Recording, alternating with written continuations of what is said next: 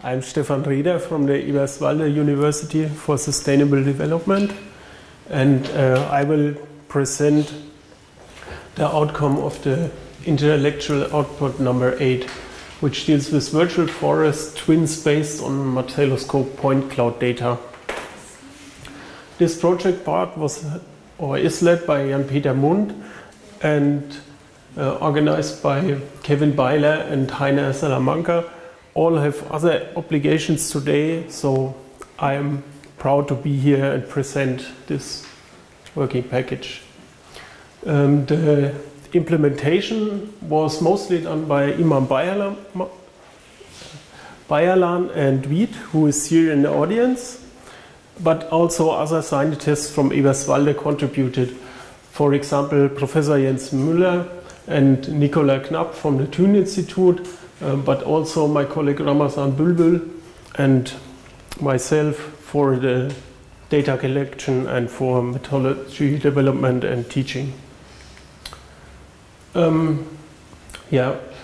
So we worked with digital twins of forests based on point clouds, but also with ground reference data collected in the forest, and we created also virtual tours of the Marteloscope.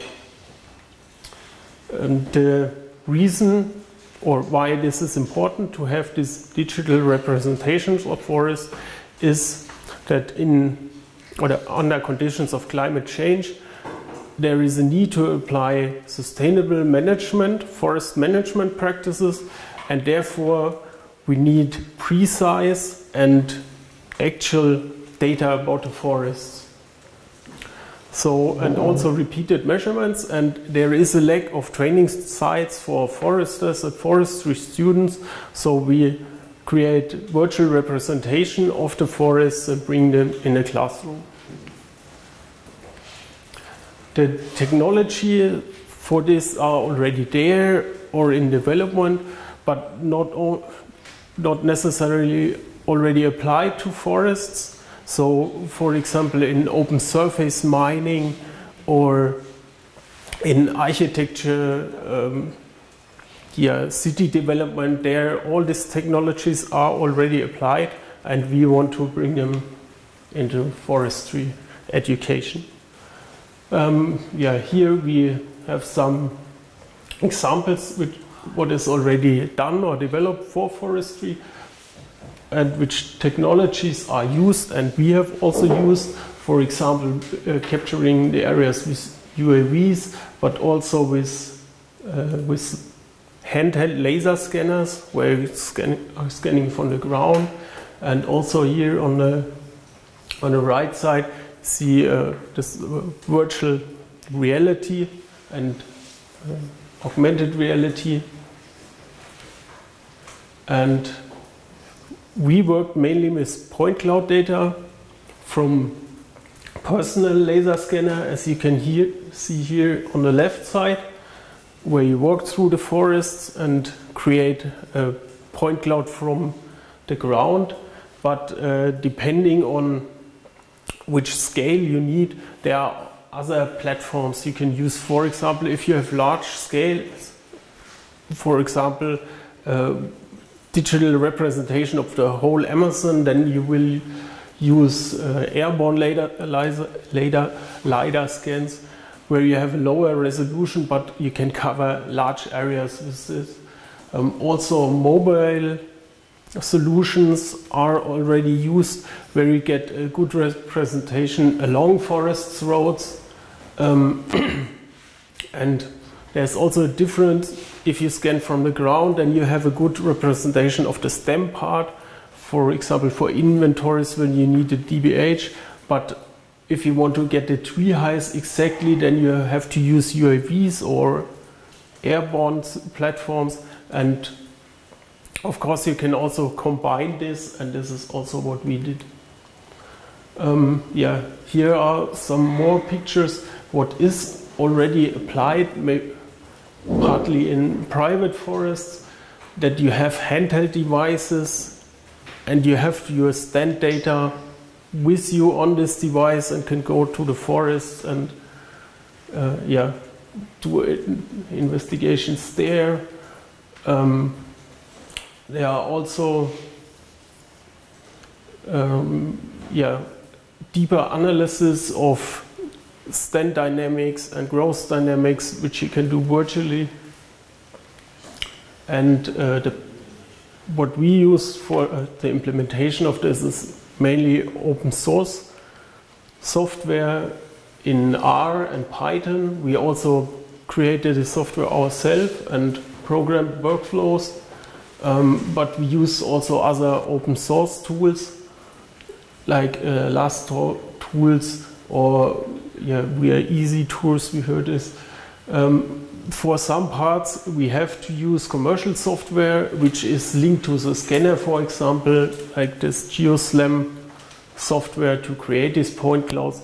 And to be honest, also working with optical UAV data, we rely on Pix4D or Argisoft Metashape to create these point clouds because the open source software are not providing the same quality at the moment. So what we do is, or what we have to do is integrate different technologies. So from the LiDAR scan and from the UAV, we bring this together in a joint point cloud, and then we can segment this point cloud and derive single tree data. The first part of this work was preliminary work, so we had to set up a work plan and set up a data collection scheme.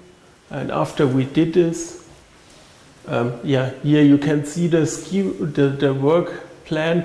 It's right colorful at this moment because we scheduled the data collection after we set this plan up to get UAV data from winter season or in the leaf off season, that we get the treetops, and in the summer season in the leafed or with full leafed crowns.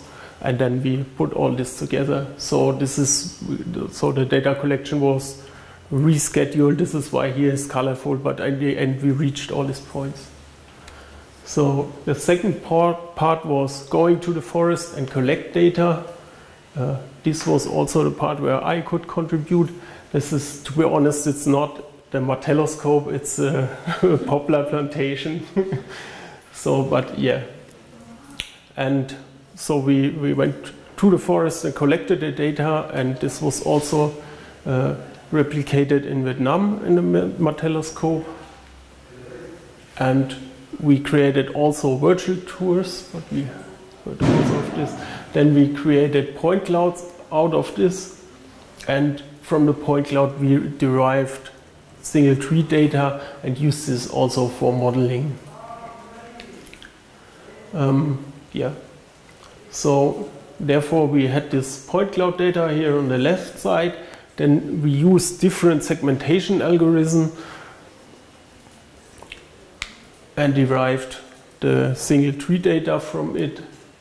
Here is also, it's maybe more or less the same thing. Here you can see a result from the top where the single crowns are segmented with the adaptive mean shift algorithm. This was the part Nicola Knapp contributed.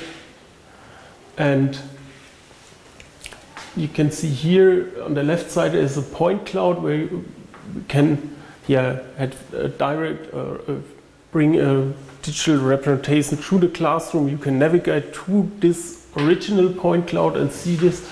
And on the right side there is, and here on the bottom, there is a model of this forest from the derived stem diameter with model trees. So this is no real forest then. This is in ArcScene with tree templates, a modeled forest.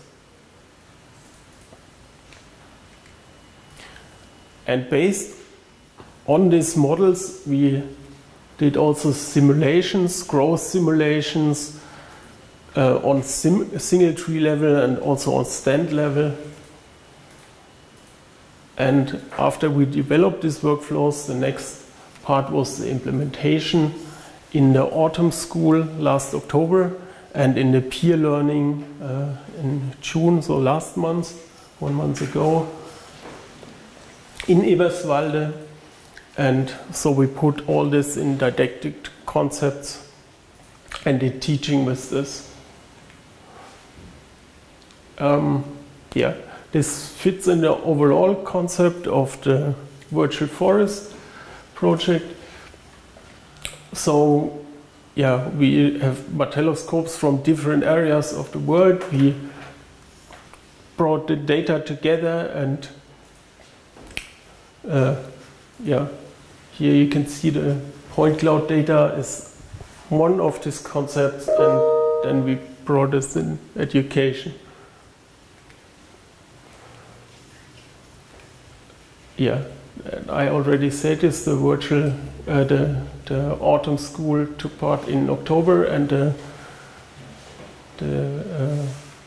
peer learning event last month. The goals of this course was, for the students, was to first understand what a virtual twin is, then learn which technologies are required to create this, learn how the data is collected. So we went to the field and we showed the students how to use a drone, how to use a laser scanner, also how to create a virtual forest tour. Then we went to the lab and prepared the data there, show them how to apply scripts, derive the STEM data, and afterwards we use this derived data to do growth models and try to explain what the challenges are and what we can learn from these growth models. And afterwards all this was put into a story map, arc story map, and so you can afterwards follow this link and you can get a deeper insight in what we did. Thank you.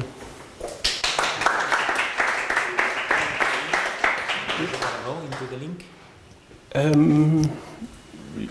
If you have time. Yes. But to be honest, I never did this.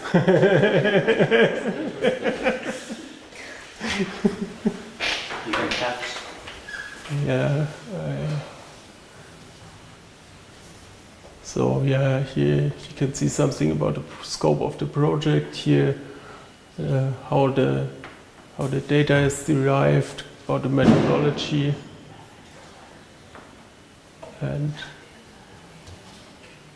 wait. Scroll down slowly.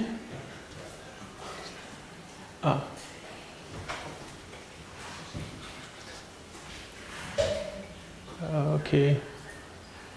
So here about the locations, how to navigate here. Yeah, I don't know. I think I need a mouse, but okay. yeah, you can have a look at home or afterwards. Okay. Thank you very much. Thank you.